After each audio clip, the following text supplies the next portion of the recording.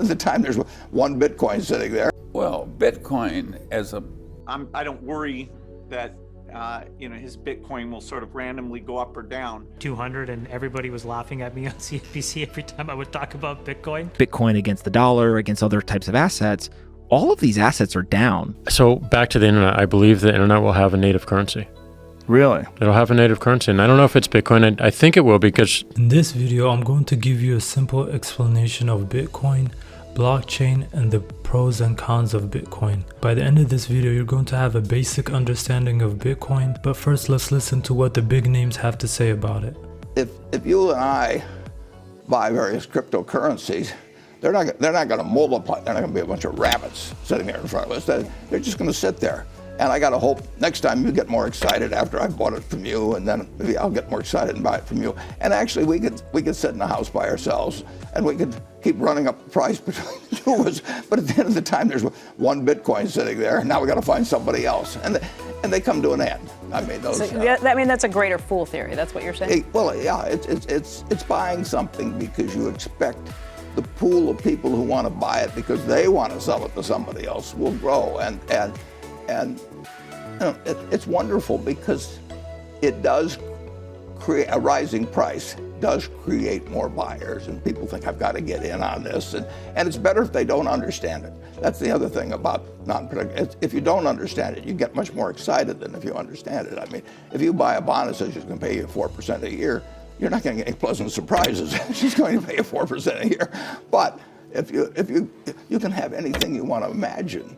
If you just look at something and say that's magic, you can do it with shark's teeth or seashells or anything. And they did it with tulips in the 17th century in Amsterdam, and they'll do it again. I mean, people, they like to speculate, they like to gamble, and if you can get something, particularly if you had something half plausible going on. Mm-hmm. If you had bought gold in 1942 and you said, we might lose the war and we might have to run off to some other country, and so let's put our assets in gold, you would have less than a penny for every dollar you got from owning stocks. Less than a penny. Now, if somebody calls that a store of value, I mean, I think they're delusionary. Okay. 5 years ago, right here in these chairs on Fox Business, you called it rat poison, but that was when it was about $150.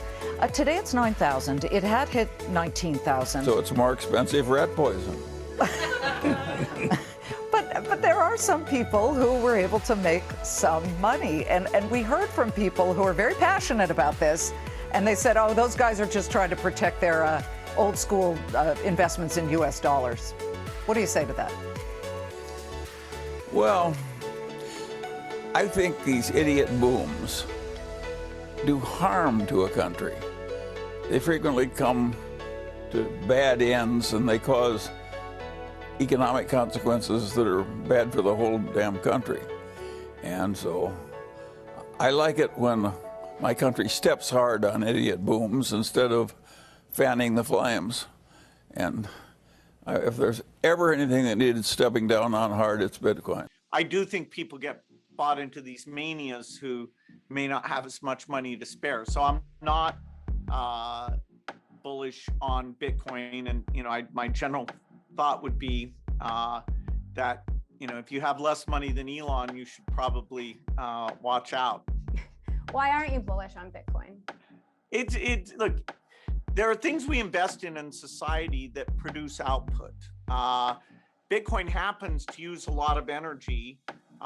It happens to promote anonymous transactions. They're not reversible transactions. The Gates Foundation does a lot in terms of digital currency, but those are things where you can see who's making the transaction. So digital money is a good thing. And there's a different approach that's local currency and attributed, and deals with all the money laundering and terrorism type regulations, and yet gives you the very the convenience and the low cost of transaction. And so our foundation is very proud that in the pandemic, a lot of the countries we funded to do this were able to get money out to their citizens very, very efficiently. So that's something that it's not got the visibility of Bitcoin, but the move towards digital money that we're very engaged in is a super positive thing that eventually will get to even the poorest countries. I mean, can you play the clip in 2012 and 13 when it was at 200 and everybody was laughing at me on CNBC every time I would talk about Bitcoin?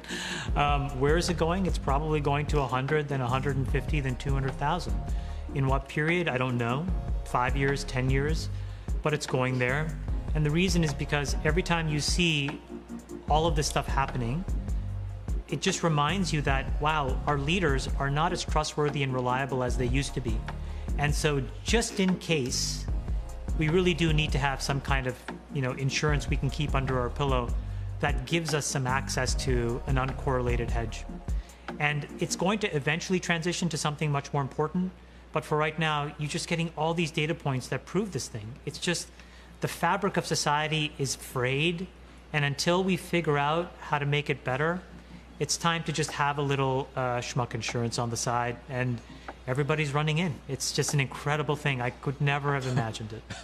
The Bitcoin community and many people in kind of this idea of sound money is you want to be able to acquire an asset that not only will hold the value, right, the store of value over time, but it will actually appreciate over time.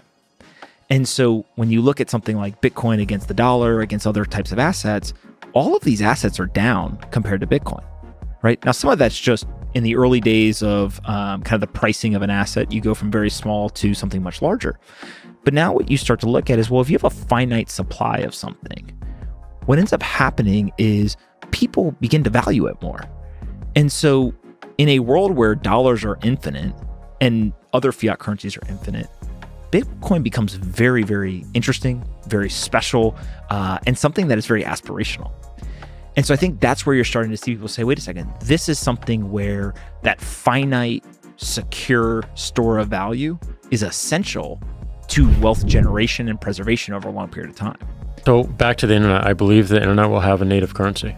Really? It'll have a native currency. And I don't know if it's Bitcoin. I think it will, because just given all the tests it's been through and the principles behind it, how it was created, and it was something that was born on the internet, that was developed on the internet, that was tested on the internet. It is of the internet, and the reason we enabled the purchasing of Bitcoin within the Cash App is, one, we want to learn about the technology and we want to put ourselves out there and take some risk. We're the first publicly traded company to actually offer it as a service. We're the first publicly traded company to talk to the SEC about Bitcoin and what that means. And it made us uncomfortable. We had to really understand what was going on, and that was critical and important. Bitcoin is a digital currency, but instead of dollars and cents, it is Bitcoins and satoshis.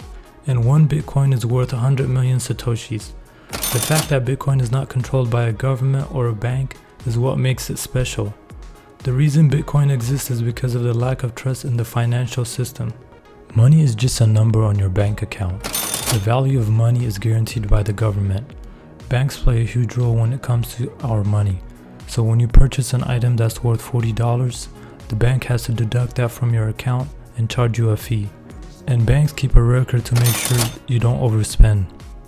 The goal of Bitcoin is to cut out banks from this whole process. Bitcoin was introduced in 2008 by Satoshi Nakamoto. After the big crash of the 2008 financial system, people lost their faith in the government and banks. Bitcoin is also open source software. What this means is that people can add improvements to their network. Bitcoin uses encryption to keep it secure. So instead of bank accounts, people use wallets with public and private keys, which are used to encrypt and decrypt the Bitcoin when you want to send it to someone. And this transaction is verified by a lot of computers all over the world. And they all have the same record of that transaction. This makes fraud impossible, as the system will reject false transactions. That decentralized ledger is called blockchain. Bitcoin transactions are bundled into blocks and linked together, and each block contains code from the previous one, creating a chronology that's supposed to be impossible to hack. There's a group of people who verify all these transactions. These people are called miners, and they use powerful computers to verify transactions, and they get rewarded with Bitcoins. Bitcoin is viewed as a hedge against inflation. The government can weaken the value of a dollar by printing more of it. Bitcoin gets around this problem by capping its supply at 21 million Bitcoins. Currently, there are 18.5 million Bitcoins in circulation. There is an important event called halving, which means that the mining rewards are cut in half every 4 years. In 2009, the reward was 50 Bitcoins for every block of transaction added to the blockchain, then 4 years later 25, then 12.5, and currently is 6.25. So it's basic supply and demand. Less Bitcoin and the demand will grow. The blockchain technology is extremely secure and it's nearly impossible to hack. It hasn't been hacked since it was introduced in 2008. And also 60% of Bitcoin has not moved in the past 12 months. So Bitcoiners are investing for the long term. This is important because that means it will be less volatile as more and more people believe in it. Bitcoin is extremely volatile. The reason for this is there are people that see Bitcoin as a get-rich-quick scheme. Also, when it comes to Bitcoin, the usability is very low. It's very rare to find places that accept Bitcoin as a form of payment, even though Microsoft, PayPal, and MasterCard accept it, and you can buy gift cards with it. As of right now, it's still limited. It is impossible to reverse transactions and your Bitcoins cannot be recovered if it is stolen or you lose your private key. Nearly 4 million Bitcoins are lost forever. Bitcoin being misused is also an issue. Tracing a Bitcoin transaction to a specific person is difficult but not impossible. Bitcoin transaction per second is very slow. It is also a big concern for regulators. Bitcoin has been around over 10 years, but it's still pretty new. Some people believe it will change our world like the internet did, while others say, stay away from Bitcoin if you want to build wealth.